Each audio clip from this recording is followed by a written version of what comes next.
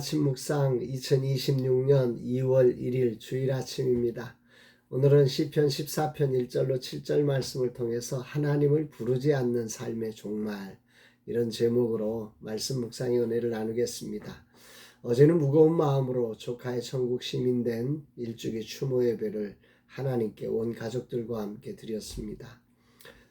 준비하면서 참 많은 무거운 것들이 나를 붙잡고 힘들게 했습니다. 그러나 주님의 은혜로 영원한 집을 완벽하게 준비해 주시고 환영해 주시며 이 땅의 모든 근심을 면케하시며 다시 오실 때에 데리고 오실 하나님께 감사로 예배할 수 있어서 행복했습니다. 주님이 은혜 베푸시고 유가족들을 위로하시며 하나님의 평강으로 마음과 생각을 붙잡아 주시기를 기도합니다. 참된 피난처인 하나님만이 주시는 소망을 마주하고 맞이하는 거룩한 주일 아침입니다. 오늘도 나의 온몸과 마음과 영혼이 하나님을 향한 진정한 예배자로 서서 하나님을 찾는 자 되기를 다짐합니다. 주님 받아주시고 기억해 주옵소서. 고백합니다.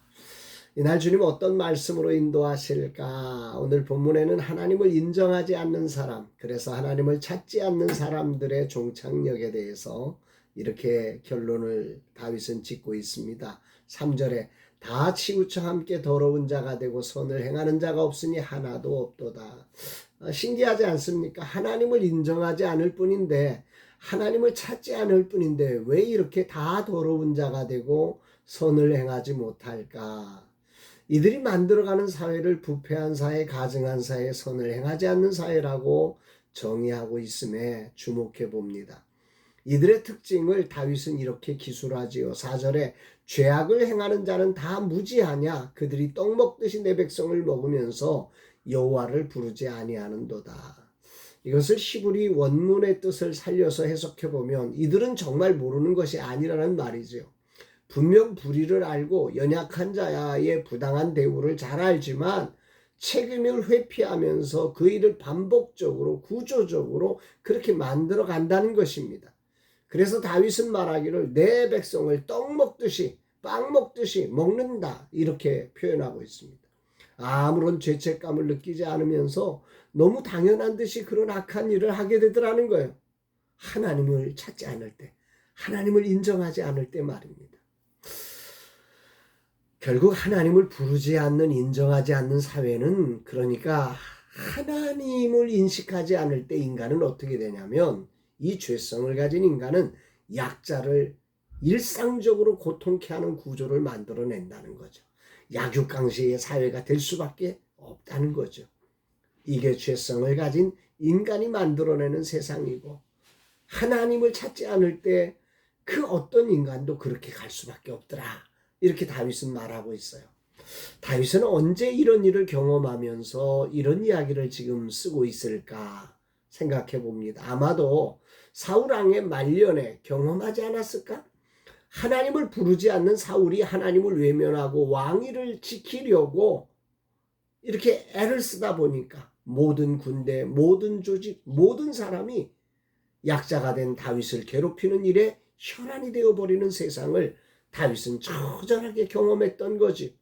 이걸 지금 고백하고 있을 것이라 이렇게 추정을 하게 됩니다.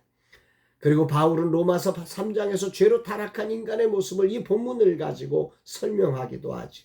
하나님을 부르지 않을 때, 하나님을 찾지 않을 때 믿음의 사람도 이렇게 돌변할 수 있음에 우리는 주목해 보아야 합니다. 최종적인 심판이 없을 때 인간 권력은 결국 약함과 부족을 부끄러움과 수치로 간주하면서 외면하고 오직 강자 중심의 사회, 약육강식의 사회를 만들어 갈 수밖에 없더라 말입니다. 그러나 하나님을 부르는 자, 하나님을 찾는 자, 비록 세상의 힘은 연약하지만 하나님의 헷세들을 믿고 믿음으로 그 계획을 붙드는 자는 여호와께서 그의 피난처가 되신다. 다윗은 자신의 삶을 통해서 지금 외치고 있는 거죠. 6절 너희가 가난한 자의 계획을 부끄럽게 하나 오직 여호와는 그의 피난처가 되시도다.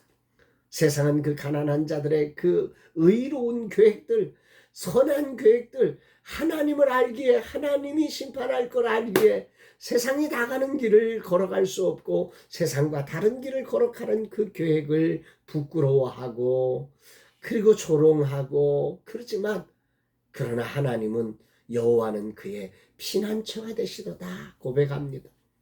왜 세상은 가난한 자의 계획을 부끄럽게 여길까요? 세상 기준으로 보면 이들의 믿음의 사람들이 가진 계획은 비효율적이기 때문입니다. 현실성이 부족합니다. 그래서 이들은 조롱하고 무시하는 거지요. 다윗의 삶은 그와 같았습니다. 그의 신하들조차도 그런 다윗이 부끄러웠을 수 있습니다. 그러나 하나님은 그의 피난처가 되었음을 깊이 묵상하는 아침입니다. 그의 아들도 아버지의 길을 부끄러워해서 반역을 저지릅니다. 그러나 하나님은 그의 피난처가 되었음을 성경은 말씀하고 있지. 거룩한 주일 아침 하나님을 부르지 않는 삶, 찾지 않는 삶이 얼마나 위험한 것인지를 깊이 깨닫게 됩니다. 나의 경험과 지식과 뭔가 할 수 있는 것 같은 자신감들이 하나님을 찾지 않고 부르지 않게 합니다. 아울러 내 욕망이 하나님에 의해서 막혀진다고 생각될 때 회개하기보다 하나님을 외면하고 사울처럼 달려갈 수 있음을 묵상하게 됩니다. 주님, 이 종이 어떤 순간에도 하나님을 부르며 찾으며 하나님의 뜻 안에서 가지는 세상을 볼 때 가난한 자의 계획으로 무시되고 조롱을 당해도 하나님을 피난처 되심을 믿고 나아가는 그런 종 되기를 원합니다. 이 종을 붙들어 주옵소서 고백합니다.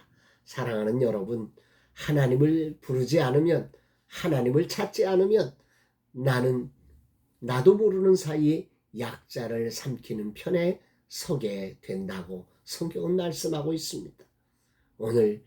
오늘 우리의 모든 삶에는 하나님을 찾아야 합니다. 하나님을 부르짖어야 합니다. 하나님을 만나야 합니다.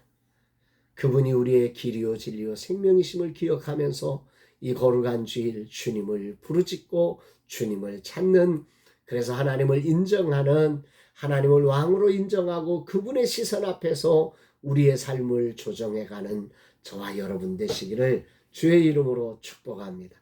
사랑합니다.